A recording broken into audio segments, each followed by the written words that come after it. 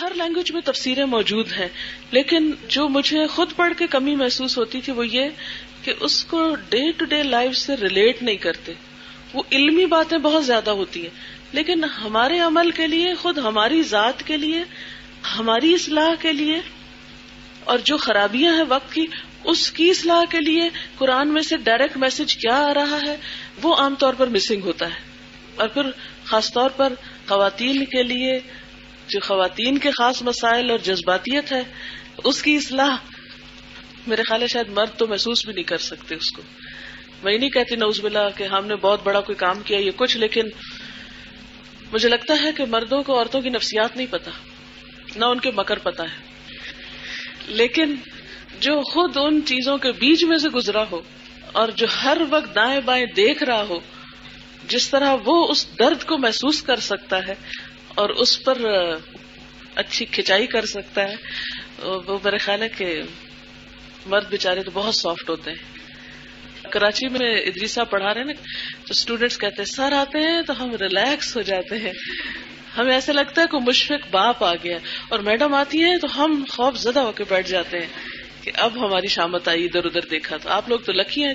کل ہی کسی نے مجھے لکھا کہ آپ آتی ہے خوشی تو بہت ہوتی ہے مگر بہت پریشر پڑتا ہے، تو آسانی کے عادی ہو گئے ہیں نا. تو بات یہ ہے کہ ہر دور کے تقاضے ہوتے ہیں. شاید اس وقت جس طرح دنیا میں عورتوں کی ایجوکیشن اور عورت جو گھر سے باہر آ گئی ہے خاص طور پر، اور عورت کا جو دوہرا رول دنیا میں شروع ہو گیا ہے، یہ بالکل ایک نیا فیچر ہے یا ایک نیا سیناریو ہے دنیا میں. تو اس کو جب تک پھر دین پڑھی ہوئی عورتیں آگے بڑھ کر نہیں سنبھالیں گی یا گائیڈ نہیں کریں گی اپنی ہم جنس خواتین کو، تو اس وقت تک بہت مشکل ہو جائے گا.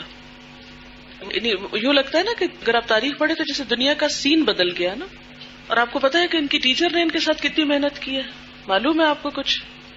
وہ خود بیکن ہاؤس میں جاب کرتی ہیں، وہاں پڑھاتی ہیں، سر کھپاتی ہیں، اور پھر وہاں سے فارغ ہو کے یہاں آتی ہیں اور پھر ان کو پڑھاتی ہیں. تو اجر کمانے آسان نہیں ہوتے. ہم میں سے کتنے لوگ ہیں جو یہاں سے پڑھنے کے بعد پھر کسی کے ساتھ سر کھپانے بیٹھ جائیں. ہم کہیں گے نہیں ہم تو خود بہت تھکے ہوئے، جاؤ کام کرو. اپنے آپ کو اتنا مظلوم سمجھتے ہیں، ہم کام کریں پھر کام کریں. تو اب آپ خود سوچیں کہ ان کا اجر کتنا بے پناہ ہے کہ جنہوں نے تکلیف اٹھائی ہے، اپنی جاب بھی ایک طرف اور محنت اور کام اور دوسری طرف، اور پھر اس کام کو چھوٹا نہیں سمجھا. سعدیہ اس وقت موجود نہیں کہ ظاہر ہے کہ وہ اسکول گئی ہوئی ہوں گی. اس کام کو چھوٹا نہیں سمجھا. ہمیں اگر ایک شخص کو پڑھانا پڑ جائے تو عموماً ہم کیا کرتے ہیں؟ کتنے لوگ تیار ہیں آپ میں سے صرف ایک کو پڑھانے کو؟ دیکھا نا، چند ایک ہی ہیں. یہ باقیوں کو سمجھ ہی نہیں آئی بات. آپ مانیں کہ میں نے 4 سال صرف ایک اسٹوڈنٹ کو پڑھایا، 4 سال ایک شخص کو پڑھایا ہے 1 to 1 بیس. اور اس وقت میں کہتی ہائے ہائے میرا تو وقت ضائع ہو گیا، کیوں نہیں 200 لوگ یہاں 400 بیٹھے کہ جن کو میں پڑھاؤں. پورے 4 سال میں وہ قرآن ختم ہوا تھا، صرف ایک اسٹوڈنٹ تھی میری. پھر اس کے بعد بھی جب میں چھوٹی چھوٹی کلاسز لینا شروع ہو گئی تھی، جب بھی میرے پاس ایک لڑکی رہتی تھی گھر میں، اس کو میں ہر روز رات کو پڑھاتی تھی. اور وہ بھی میرے خیال 2 سال یا کچھ، اب مجھے صحیح تعداد یاد نہیں کہ میرے منہ سے غلط بیانی ہو، اس کو بھی میں اکیلے سبق دیتی تھی، جسٹ 1.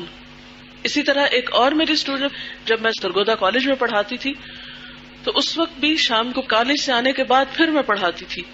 اس وقت بھی میری ایک اسٹوڈنٹ تھی، اکیلی ایک، اسی کو پڑھاتی تھی کیونکہ صبح جاب کرتی تھی، واپس آتی تھی، اتنا موقع نہیں ہوتا تھا. پھر اسی طرح میں جب پنجاب یونیورسٹی میں پڑھ رہی تھی، وہاں سے جب میں گھر آتی تھی کبھی چھٹیوں پر، تو میری ایک دوست تھی، اس کو میں اکیلے پڑھاتی تھی. 2 دن کے لیے آئی، 2 دن سبق دے کے چلی جاتی تھی.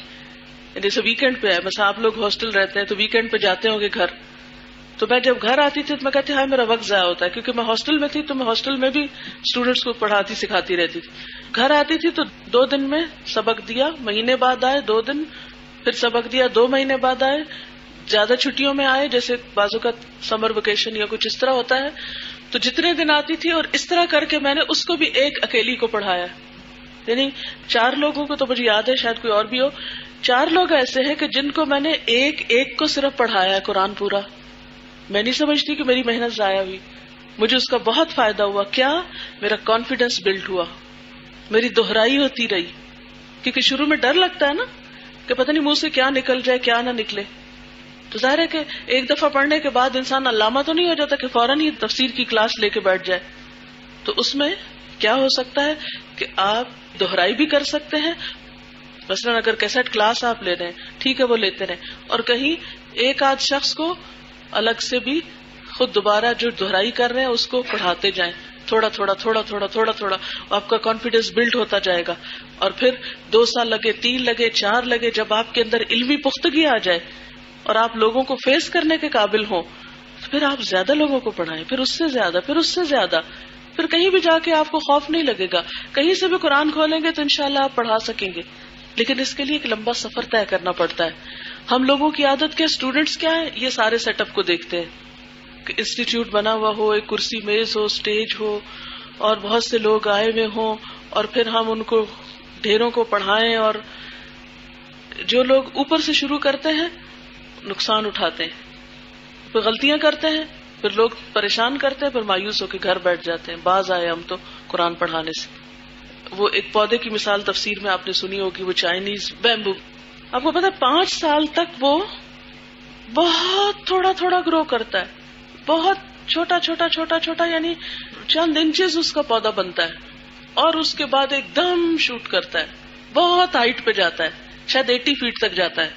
تو اب کوئی کہے 5 سال ہو گئے اس پودے کو, یہ یہیں کھڑا, کاٹو اس کو, پھینکو, تو حماقت ہے اس کی. اسے نہیں پتا کہ ابھی تھوڑے ہی عرصے کے بعد یہ کتنا اونچا جائے گا. تو آپ بھی صبر کے ساتھ یہ وقت گزاریں. طالب علمی کے زمانے میں پڑھیں, پھر سکھانے کے وقت سکھائیں, لیکن صبر کے ساتھ. غلطی نہیں کرنی, جو نہیں آتا بے وجہ بن کے جھوٹ بول کے اور غلط بیانی سے نہیں کام لینا.